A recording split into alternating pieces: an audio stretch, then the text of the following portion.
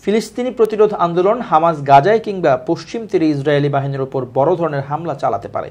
পণবন্দি যুদ্ধবিরতি চুক্তি করতে যাতে ইসরায়েল আরও বেশি আগ্রহী হয় সেটা ত্বরান্বিত করতে এই হামলা চালাতে পারে বলে ইসরায়েলি প্রতিরক্ষা বাহিনী আশঙ্কা করছে।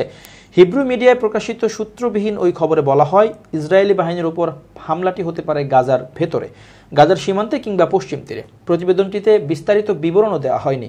এদিকে হামাস যুদ্ধবিরতি প্রস্তাবে ছাড় দেওয়ার প্রেক্ষাপটে মিশরীয় মধ্যস্থতাকারীরা যুক্তরাষ্ট্র ও কাতারের নেতৃত্বাধীন আলোচনায় তাদের সম্পৃক্ততা বাড়াবে বলে ইসরায়েলের চ্যানেল 12A প্রকাশিত এক প্রতিবেদনে বলা হয়েছে, যে কারণে যুদ্ধবিরতির সংশোধিত প্রস্তাব দিয়েছে হামাস। গাজা উপত্যকায় যুদ্ধবিরতির জন্য সংশোধিত প্রস্তাব দিয়েছে ফিলিস্তিনি প্রতিরোধ আন্দোলন হামাস। নতুন প্রস্তাবে স্থায়ী যুদ্ধবিরতি এবং ইসরায়েলি সৈন্য প্রত্যাহারের ব্যাপারে অটল থেকেও বেশ নমনীয়তা প্রদর্শন করেছে ইসরায়েল। ইসরায়েলের দেয়া এবং মার্কিন প্রেসিডেন্ট জো বাইডেনের উত্থাপিত যুদ্ধবিরতি প্রস্তাবের প্রতি হামাস ইতিবাচক বলে অভিমত প্রকাশ করলেও দাবি জানায় যে শুরুতে ইসরায়েলকে নিশ্চয়তা দিতে হবে যে যুদ্ধবিরতি কার্যকর হওয়ার পর ইসরায়েল আর যুদ্ধ শুরু করবে না। এ ব্যাপারে তারা অটল ছিল, তবে ওই অবস্থান থেকে তারা এখন সরে এসেছে।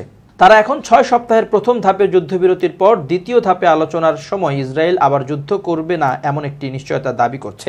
কেন এই ছাড় দিয়েছে হামাস?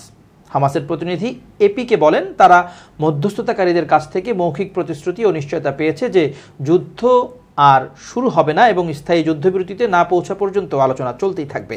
হামাসের প্রতিনিধি এপিকে বলেন, আমরা এখন কাগজপত্রে এসব নিশ্চয়তা চাই।